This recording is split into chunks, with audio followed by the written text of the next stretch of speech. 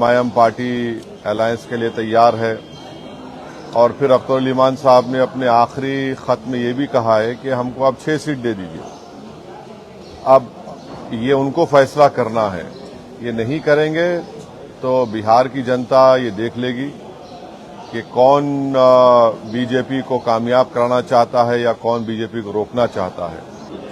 कांग्रेस आपके साथ है, कांग्रेस की सरकार तेलंगाना में, आप आ जाइए ना, आके उनसे सीट ले लीजिए और ज्यादा वोट लेकर जाइए, हमको कोई तकलीफ नहीं है। तेज प्रताप यादव बार इच्छा जाहिर कर रहे थे, हाँ, एमआईएम से गठबंधन करना चाहते तेज प्रताप यादव। अरे अल्लाह उनको अच्छा रखे, खुश रखे, सेहत दे उनको। एक परिवार में दो मुख्यमंत्री बन गए, कोई दूसरे पास एक मुख्यमंत्री 10 साल 12 साल रहे, उन्होंने क्या किया सीमांचल के लिए? जिन लोगों ने धोखा दिया उनके साथ जनता नहीं है, जनता ने उनको वोट नहीं दिया था, जनता ने सीमांचल और एमआईएम पार्टी को वोट दिया था। और हमारी पूरी कोशिश होगी कि अब के बार ऐसे लोगों को हम अपना उम्मीदवार कैंडिडेट बनाएंगे जो इंशाअल्लाह ताला पूरा भरोसे पे उतरेंगे। मीडिया के जरिए हमने इस बात को कहा है कि एमआईएम पार्टी अलायंस के लिए तैयार है और फिर अख्तर अली ईमान साहब ने अपने आखिरी खत में ये भी कहा है कि हमको आप 6 सीट दे दीजिए। अब ये उनको फैसला करना है, ये नहीं करेंगे तो बिहार की जनता ये देख लेगी कि कौन बीजेपी को कामयाब कराना चाहता है या कौन बीजेपी को रोकना चाहता है। तो अब ये फैसला बिहार की आवाम पर है। हम तो अपनी जिम्मेदारी को निभा चुके हैं। कल कोई या हमसे ना कहे कि आपने बातचीत नहीं की, आपने फुला नहीं किया, तो हमने तो अपनी तरफ से पूरी कोशिश की और जनता के सामने, आवाम के सामने हमने इस बात को रख दिया। बिहार में कितने सीटों पर पार्टी चुनाव लड़ेगी? जब लिस्ट जारी होगी तो आपको पता चल जाएगा। सर, एक आई लव मोहम्मद कहने पर जो है पूरा बवाल है, उस पर क्या कहेंगे सर?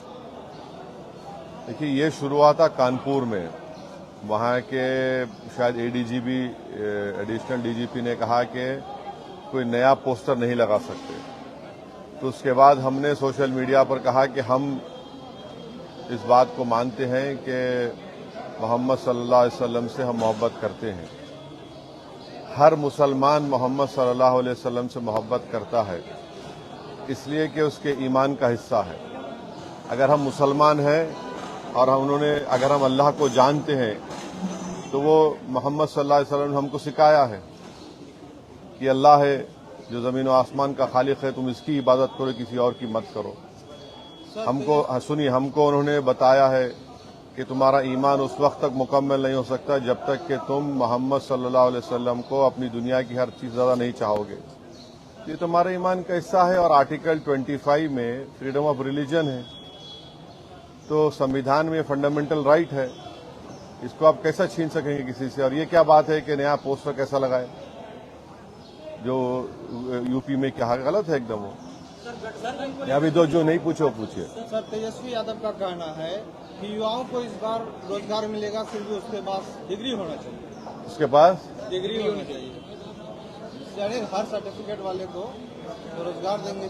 पहले ये बता दीजिए कि बिहार में ड्रॉप आउट रेट कितना है स्कूल का, ये बता दीजिए कि कितने लोग ग्रेजुएट होते हैं, इसके ऊपर आप फैसला करिए।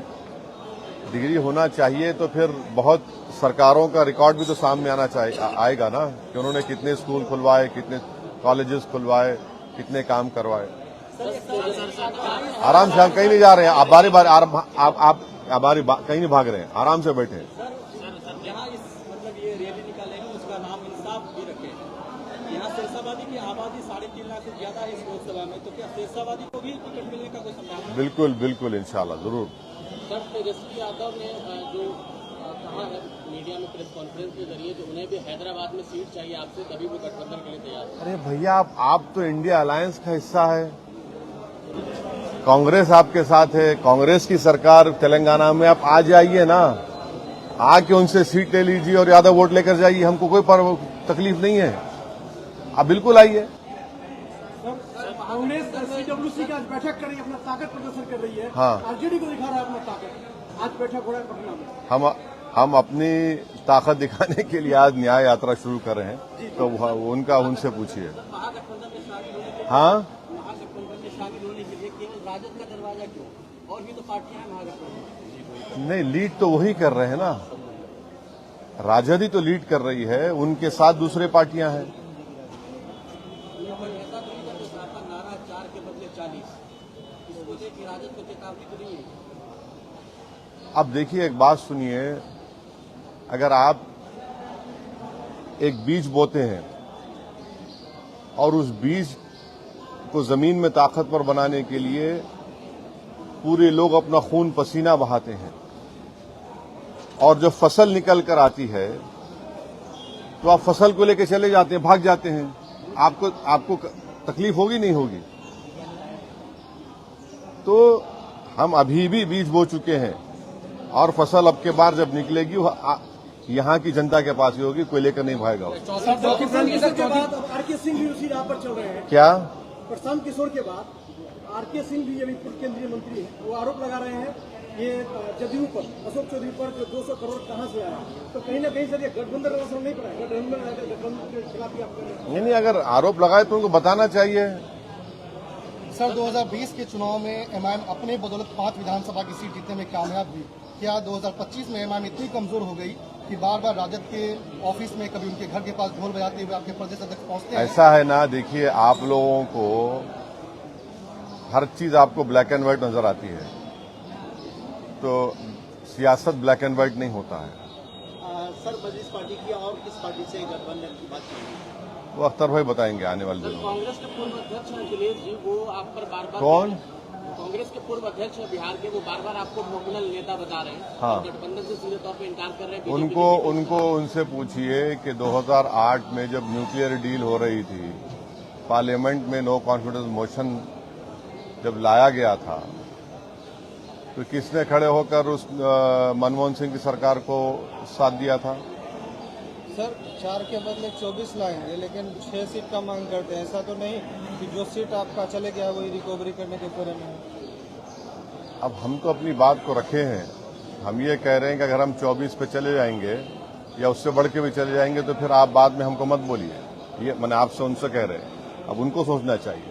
सर क्या चौथे राउंड की गठबंधन करने जा रहे हैं? हाँ, चौथे राउंड की गठबंधन करने जा रहे हैं। चौथा स्तंभ की गठबंधन करेंगे। Third front. हाँ, चौथा क्या है समझने मुझे, देखेंगे क्या होता, अभी बताएंगे आपको, टाइम है उसका। तेज प्रताप यादव बार बार इच्छा जाहिर कर रहे हैं सर, हाँ, ये एमआईएम से गठबंधन करना चाह रहे तेज प्रताप यादव। अरे अल्लाह उनको अच्छा रखे, खुश रखे, सेहत दे उनको। सर विपक्ष का आरोप है जब 5 साल के बाद ही आपको याद आती है सीमांचल दौरा करने में आता है। पहले सीमांचल कोई बोलता नहीं था, हम ही तो बोले तो उनकी जबान में आ गया पूरा बात। ये पहले तो बोलता ही ना सीमांचल, और पार्लियामेंट के अंदर, पार्लियामेंट के बाहर हम ही तो बोल रहे हैं सीमांचल के बारे में। ये लोग कहाँ बोलते हैं? इनको सिर्फ चुनाव के जमाने में सीमांचल बोलते हैं। हम तो नहीं गए, हम तो बार बार इसको कहें, 2015 से हम कह रहे हैं कि हम यहाँ पर आए तो हम कभी छोड़कर नहीं जाएंगे, और हमारा कंसिस्टेंट यही पॉलिसी रही है। सर पिछले विधानसभा में ओबीसी मेडिकल कॉलेज का और हॉस्पिटल का भी मतलब यहाँ पे घोषणा कर दी। कोई घोषणा नहीं हुआ था।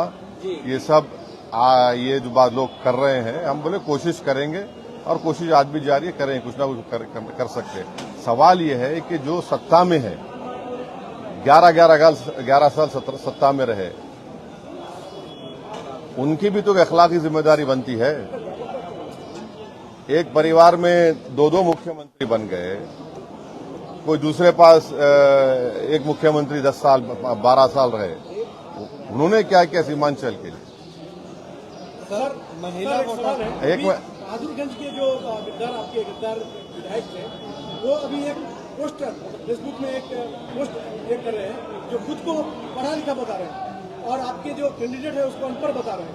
तो जो तोसीफ आलम साहब को अनपढ़ बता रहे हैं, जबकि राजद के जो मुख्यमंत्री पद के लिए वो मतलब लड़ रहे हैं, वो खुद 8 पास है, तेजस्वी यादव। क्या कहेंगे?